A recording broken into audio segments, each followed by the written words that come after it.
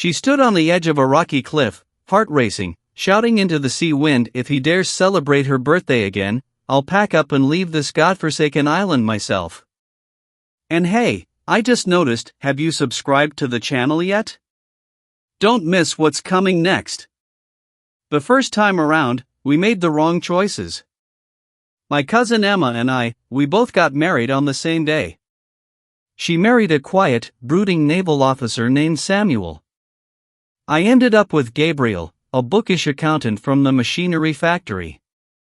Emma was gentle, thoughtful, the kind of woman who'd wait for answers. But Samuel?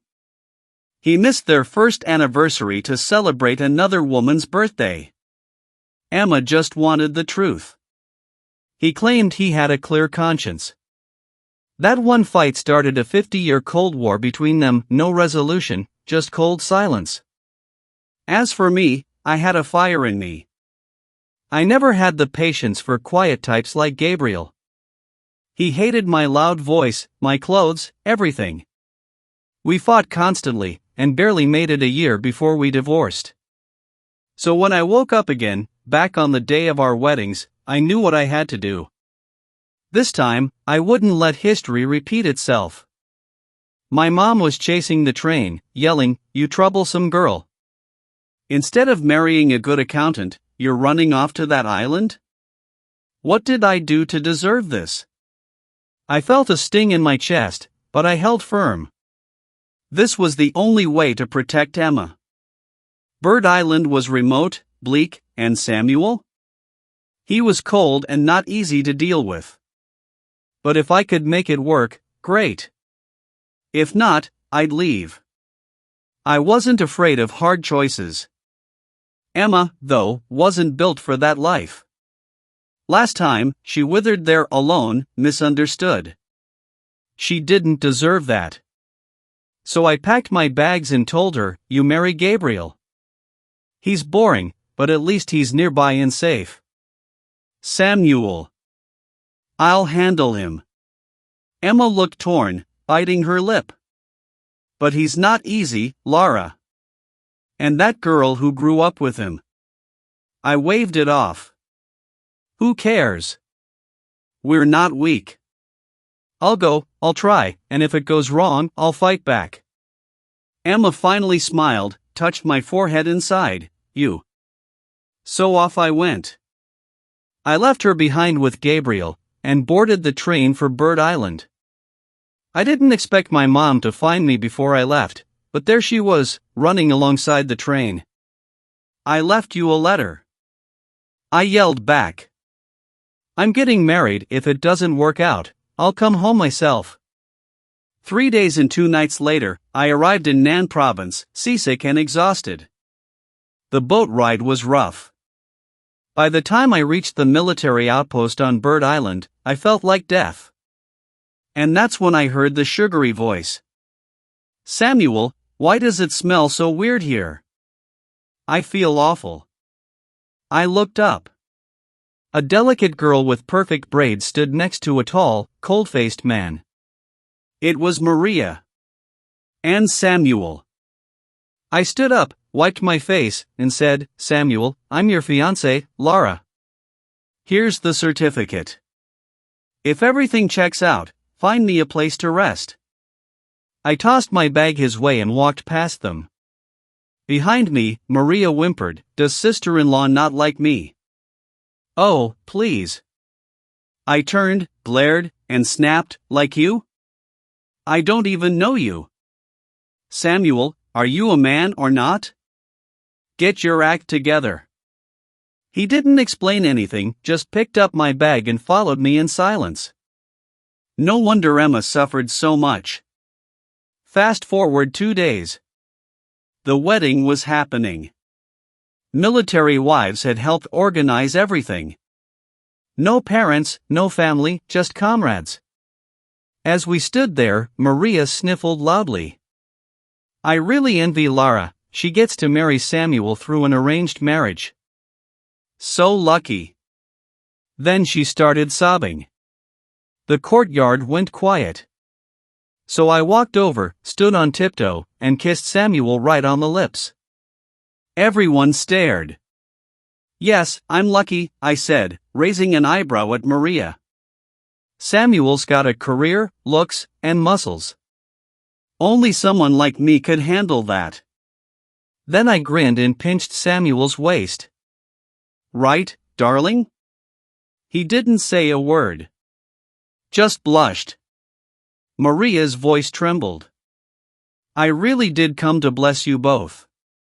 If Laura doesn't like me, I won't come to the wedding.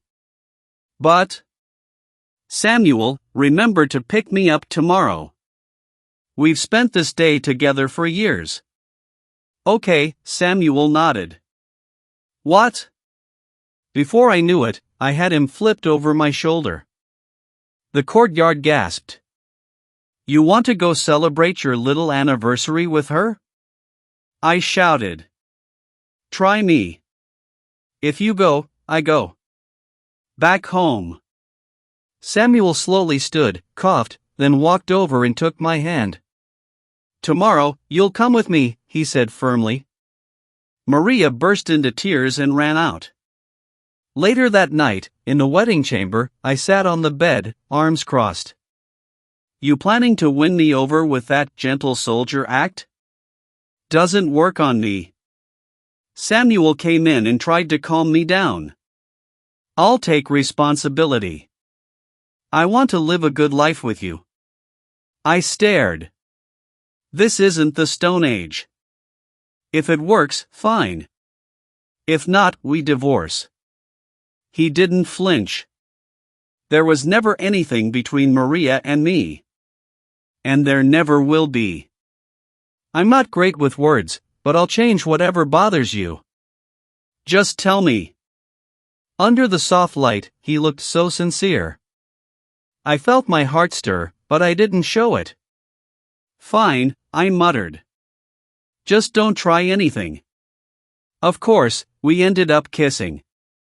Just when things were getting heated. Bang. Bang. Bang. Samuel. Maria left a letter, she's gone.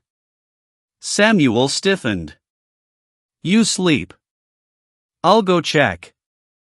No way, I said, already grabbing my coat. Let's go. He tried to hold my hand. I glared. Walk slower, he said gently. It's dark. At the Sue family home, a crowd had gathered. Maria's note was short. I'm going to be with Mom and Dad. I don't want to be a burden. Search parties went out immediately. While they combed the coastline, I searched elsewhere and found her. Maria stood on a rock, staring at the sea. Why are you here? She snapped. I crossed my arms. Why are you risking your life over a guy who doesn't even love you? She looked furious. You don't understand. We grew up together. My family saved his life. I just smirked. If he truly loved you, I wouldn't be here. And if we're talking about who was first, this engagement was arranged before I was even born. So tell me, Maria, what makes you think you belong in this story? So I stared Maria dead in the eyes and told her, there was nothing between you and Samuel before, and there will be even less from now on. He's my man. But then I leaned in closer and whispered, if he ever dares have other thoughts, I'll break his legs and gift wrap him to you. You want a wild man? You can have him. Just hope you're woman enough to handle it. I turned to leave. Clearly, Maria didn't want to die, she just wanted a scene, a performance. A little drama to shake things up. I didn't have time for it. But then she grabbed my arm, leaned close, and whispered, if we both fell into the sea, who do you think Samuel would save? Before I could even blink, she yanked me into the water. I swallowed salt and pain, waves crashing over me. Samuel! Save me! Maria screamed like the star of a cheap soap opera. But I wasn't about to play the damsel. I swam fast right toward her. The look on her face said it all, she didn't expect me to fight back. "Help! Samuel," she screamed again, flailing in the water. I reached her, dodged her wild kicks, and chopped her on the neck. Down she went. I dragged her to shore, breathless and furious. As soon as we hit land, Samuel stepped forward. I snapped, "Back off. You touch her again and tomorrow you can marry her." Everyone crowded around Maria. Samuel draped his coat over my shoulders and said calmly, "Wife, let's go home." The second she heard that, Maria shot upright and cried out, "Samuel, don't leave." Then came the dagger. "Samuel," she pushed me into the sea. "Are you really going to protect a murderer?" Gasps and whispers spread like fire. A few hot-headed islanders pointed at me. "We thought you were bold, but this? How could you harm sweet Maria like that? She lost her parents. You city girls have no heart." I could see the satisfaction flicker in Maria's eyes. I clenched my fists, barely holding myself back.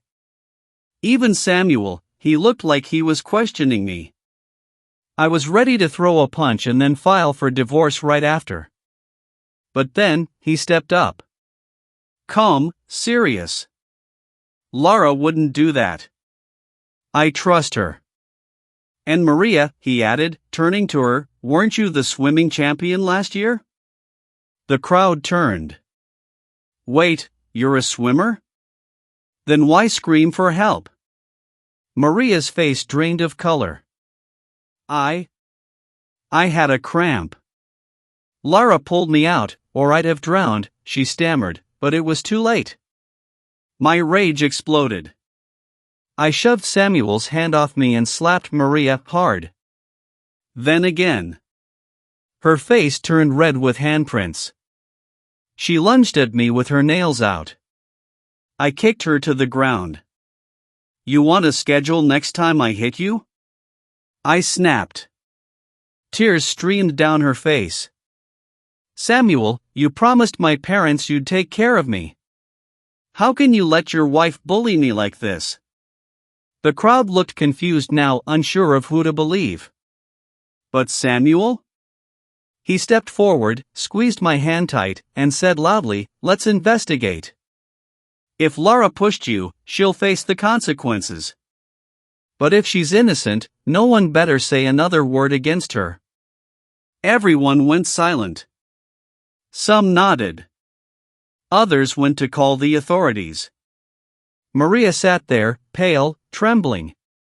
People wrapped her in blankets, assuming she was just cold. I waited, arms crossed, praying the investigation would be quick so I could go back home and beg my mom for some hot braised pork. Who cared about this island? Who cared about Samuel? And then, just when I was about to snap, he leaned in and whispered, "Wife, just hold on. Once this clears up, we'll go home. You can scold me, hit me, anything you want. Just don't give up yet." I looked up. Samuel's eyes were filled with guilt. But for the first time, I saw sincerity too. Eventually, the results came in. Maria had jumped on her own. Those same island women who shouted at me awkwardly offered apologies. Some even made excuses for Maria. "She's been through so much, no parents, just lonely." Samuel didn't flinch. And who was going to stand up for my wife? He looked Maria dead in the eyes and said, "Uncle, he and his wife died heroes. Their daughter should live with pride. But this? This ends here." He took my hand and walked away, not once looking back. Back home, he brewed ginger tea for me and sat beside me, quiet. "Uncle, he saved our lives back in the day. That's why we've always cared for Maria. But we let her get away with too much." I looked at him, the strong soldier suddenly seeming a bit lost. "Don't sigh," I snapped. "From now on, I don't care who she is, Maria, Lee Maria, Saint Maria. If you so much as look at her again, I'll break all 3 of your legs and mail them to her." Samuel burst out laughing and caught my fist. "Whatever my wife says, goes." That night, we didn't argue anymore. In the days that followed, Maria vanished from sight. Those once critical island wives now brought vegetables and invited me to the beach. I started to like this quiet little life. And Samuel and I got closer.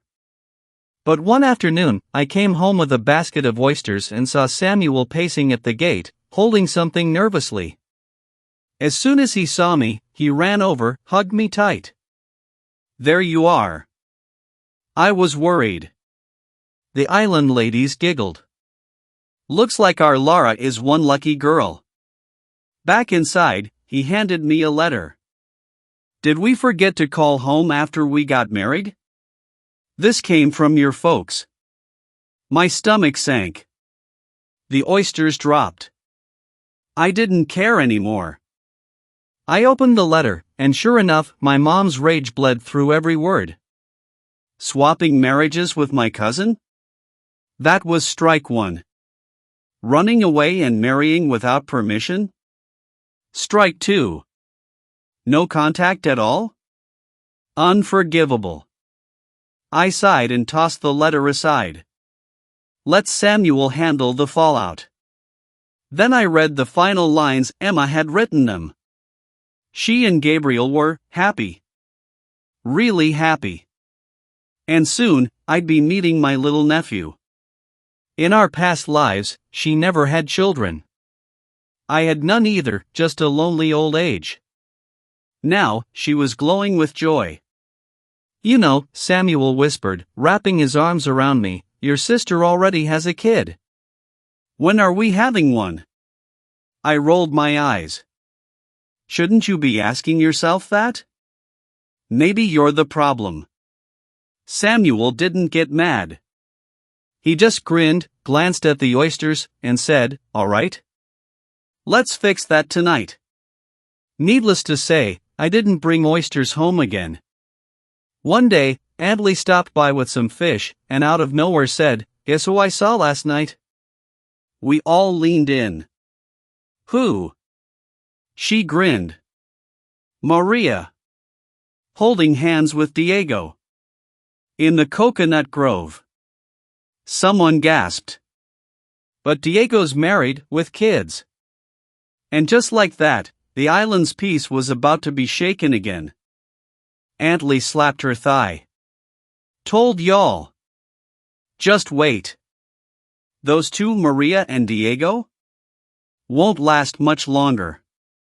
Word spread like wildfire. Bird Island wasn't big, and secrets didn't stay secret for long, especially with soldiers stationed nearby.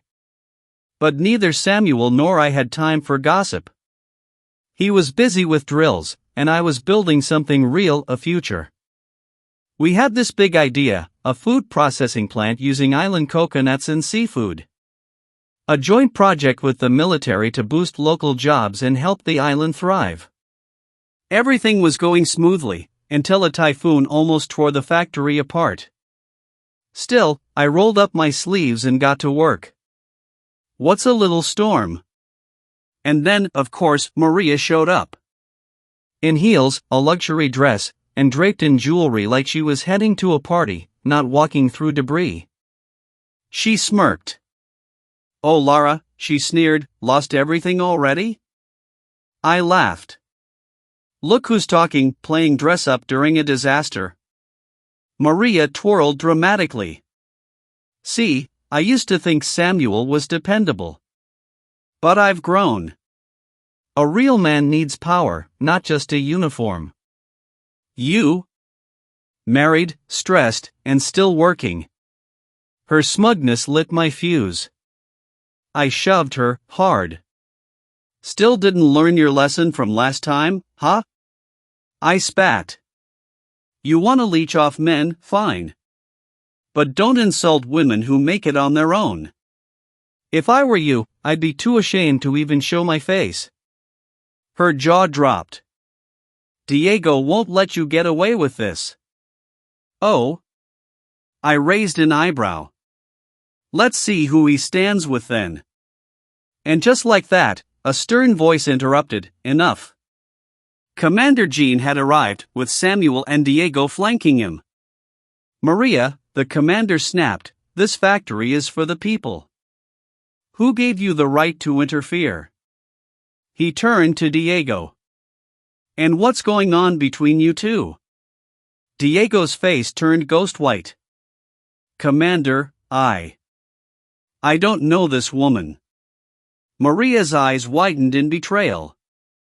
Diego, how can you after everything? You can't just drag me into this because you've got a crush on Samuel.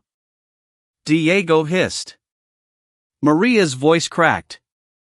Samuel, I only acted out because I love you. Lara's so cruel, she pushed me again. Everyone stared at Samuel. Even the commander's eyes flicked back and forth, unsure. Diego tried to help her up. Let's drop this drama. But Maria collapsed again right onto a sharp stone. Blood spread fast. She's bleeding. Did she miscarry? Someone whispered. Maria grabbed Diego's arm. Save our baby, please. His face went gray. Everyone could see the truth now. No more denials. No more fake stories. Maria was rushed to the clinic, but the baby couldn't be saved. Diego, who was already skating on thin ice, got hit hard. He lost his promotion. Worse, his lack of legal marriage with his first wife created chaos. His 3 kids from back home showed up at the base with luggage in hand, and the family exploded into chaos. Eventually, Diego got discharged and sent home to his first wife. Maria, seeing the mess she'd caused, divorced him and disappeared from the island. No one's seen her since. Meanwhile, our factory was thriving. Samuel and I finally had time to return home and apologize. We stood outside my parents' house for ages until Samuel chuckled, took my hand, and said, "Stop shaking. Whatever happens, I've got you." The door opened. "Kneel," my grandpa barked. Without hesitation, Samuel dropped to his knees. Everything was my fault. Punish me, not Lara. He bowed 3 times. My mother grinned ear to ear. Grandpa stayed stone-faced, but we all knew he'd softened. Then Gabriel came running out, cradling my niece. "Careful, sis," he said when my cousin almost tripped. "You two are really nothing alike," he muttered. "A woman should be gentle." My cousin smiled patiently. I rolled my eyes. "Got it, brother-in-law." Behind me, Samuel joked, "Lara's perfect the way she is." Soon we were all sitting down for a big family dinner. Gabriel served my cousin lovingly while holding the baby. "This dish, you like it? Have more." I blinked. "Gabriel? In the kitchen?" Samuel nudged me, whispering, "Stop staring at someone else's husband." I choked on my tea. Life really had changed. Later, as we walked outside, I asked my cousin, "Wanna come back to Bird Island with me?" She blinked. "What? You know the commune's closing. Gabriel might lose his job. I've got a factory that's booming. I need someone I trust." I added quietly, "Also, don't you want to see how miserable Maria's life turned out?" My cousin didn't say much, but not long after, she was walking arm in arm with me on the island trail. Gabriel and Samuel followed behind, struggling with luggage and the baby. When we passed the Lee household, we saw chaos. Maria, pale and bruised, was being berated and shoved by Diego's sons. Her pride was gone. Her eyes empty. "You're here to serve us," one shouted. "Don't listen? We'll hit you." Diego sat on the side, smoking, saying nothing. Then one insult went too far and Maria snapped. She attacked the boy, fists flying, face wild. Diego lunged. The neighbors tried to stop him. It turned into a street brawl. Eventually, the military discharged Diego. He and his boys went home to farm. Maria divorced him and vanished. No one knows where she went. And we didn't care. The factory was doing well. My cousin and I were busy with work, building something real. After days of overtime, I barely made it home before falling asleep every night. But Samuel, well, he wasn't thrilled. He pouted like a child, arms crossed, watching me snore. So yeah, now I have to think of a way to make it up to him. Maybe oysters aren't such a bad idea after all. If this story resonates with you, let us know in the comments how you would have handled Maria. And don't forget to like, share, and subscribe. More powerful stories are coming your way.